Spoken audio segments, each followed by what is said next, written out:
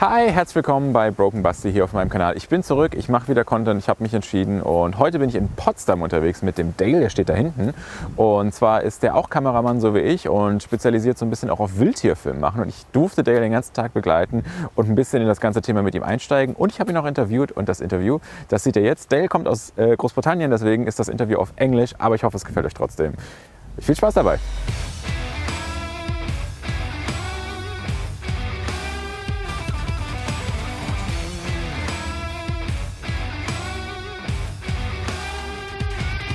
Hi, my name's Dale Grant. I am a filmmaker who likes to say he specializes in wildlife, but I actually specialize in a bit of everything. It was a long process, actually. It was a very long process. It actually started because of something very silly. It was a jackass. I remember we used to find it really funny when we were kids in our little cheeky neighborhood back where I'm from in England, and we decided to make our own jackass films, and my friend had a little camcorder and we filmed ourselves in a little monkey outfit humping cars because we thought it was funny when we were kids.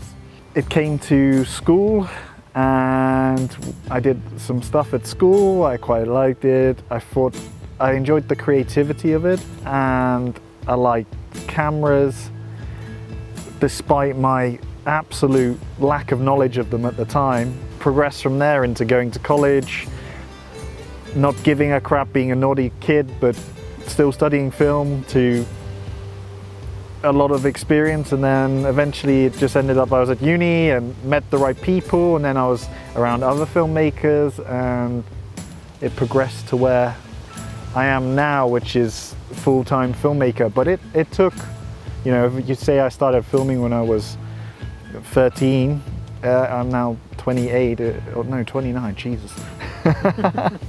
Yeah, it's many years of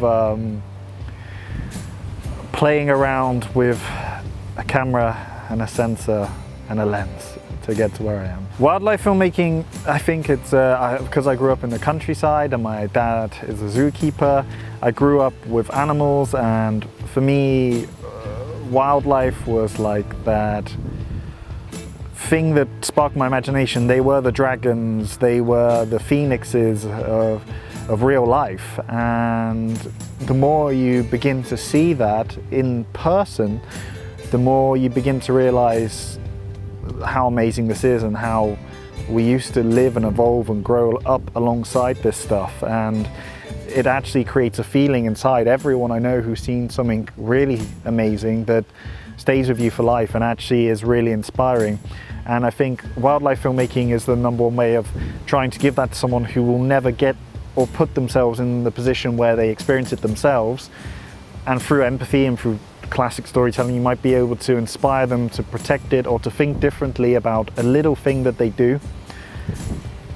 And that's the main reason I do wildlife filmmaking, I'm pretty sure. I'm at most creative when I'm free, when I don't plan it and it comes out of me like a fart in the wind. And I don't even realize that I did it, and it happens. And then your body tends to adapt to that specific type of creativeness as your experience grows. And it becomes almost natural to the point that it's like breathing. I don't even realize I'm filming anymore. And I can even just look at the camera. I don't even have to review it. The moment I took the shot, it's done. I know it's done. It's over. I can do a shot 100 times and I know the instant I've done the perfect one. And I think it's the same with all types of creativity.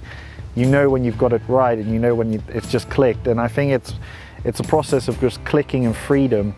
I think when creativity is strangled, not left to the whims of the creator, creativity can really suffer. So don't listen to other people. There are basic rules you can follow, but learn how to break them, learn how to use them, you know what looks good to you, and that's all that matters. Cameras annoy me because I love and I hate them. I hate them because they sometimes break you from the subject itself. I mean, sometimes I will put down my camera and I will watch the wildlife, or I would rather talk to the person that I'm filming. And I think it really can dehumanize yourself and dehumanize the subject sometimes when you're behind the camera. I think people who film really crazy documentaries in difficult places probably have a lot of trouble with this, because you know, you might be there and people are dying in front of you and you are just there as an observer filming. But it's also a very powerful way of sending a message to something beyond yourself. So I feel like when I have a camera in my hand, I am not myself. I am a vessel for transporting a message, and I must do that responsibly. And that's kind of stressful and annoying. But I do love talking camera specs, and I do love when you say 240 FPS 4K. Doesn't exist, by the way, I don't think. Or not in something that I can afford. And I do love 10-bit, but when it actually comes to having a camera in my hand, I feel it takes you away from the moment, and I think there's too many things in modern day life that do that. Phones, TVs. So it's a love-hate relationship. Ich hoffe, das Video hat euch gefallen und ich werde jetzt hier versuchen, wieder ein bisschen Leben in die Bude zu bringen. Und ja, wenn ihr Bock habt, dann abonniert den Kanal und lasst auch gerne einen Daumen nach oben da. Wenn es nicht gefallen hat, auch einen Daumen nach unten. Schreibt in die Kommentare, was ihr davon hält, ob ihr mehr davon sehen wollt. Ansonsten wünsche ich euch eine schöne Woche, schöne Zeit und freue mich, wenn ich euch hier bald wieder begrüßen darf. Ciao!